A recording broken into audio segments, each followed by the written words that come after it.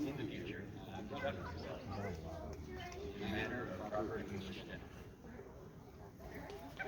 Despite that information, it's quite evident that this young man is taking the last few days. This young man in the future will become a surveyor, a soldier, a general, and even the future ruler of the nation that he will help create. This young man is George Washington, first president of the United States. His notes survive today as George Washington rules. In few minutes, the lights will gonna turn. They will turn on the light at the four faces of the four presidents.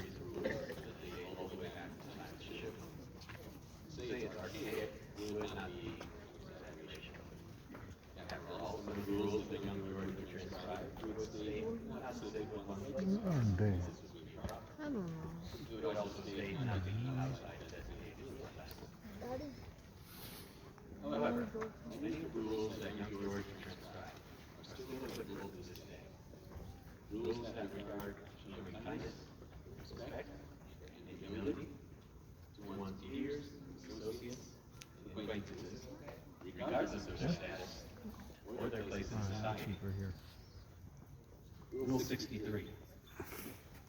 A man ought not to value himself with his achievements or rare qualities, his riches, his titles, his virtue, or his kindred. But he need not speak meanly of himself either. George would have to learn to take care of himself and his family at a young age. When he was transcribing his notes at the age of 13, his father had already passed away for 2 years. Without his father to work and earn income, young George would have to abandon his future plans in order to attend college and never would receive a formal education. Instead, he would have to seek out work that would earn him money quickly There you to go. support his family. You're recording now. So Even I at have to this go young back age, down the he was bottom thinking all of the way. others. They're here, himself. up here. He would turn to just his go older inside half-brother that Lawrence for elevator. help in this regard, who was a surveyor by trade. Oh, wait.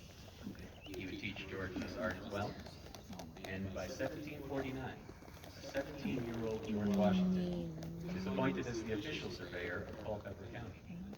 This is his first job in public office. And with the wages that he earns in this job, he is able to purchase the land that he comes to live on. By 1755, still young George is appointed a major in the militia of the British province of Virginia.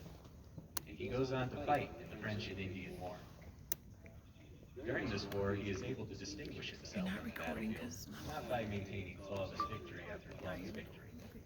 In fact, I don't want that he's light also on. well known for it's going to organizing be a on, but retreat it's dark out. You got to. away from an enemy surprise attack. In the midst of this battle, 2 of his horses are shot out from right underneath him as he is riding them. He will later discover that his coat has 4 bullet holes through it. Turn it off. Okay, now He turn the himself recording never off. suffers any bodily harm. No, you're not good. Begin. Yes, little. Despite the circumstances that he finds himself in, and despite being under fire, despite that his British allies are in a frenzied panic, George is able to remain calm. He gathers his remaining allies and is able to see them safely away. As this war is over, he goes on to meet his future wife Martha, marries her, and settles down in his own plantation. However, his military career is far from over.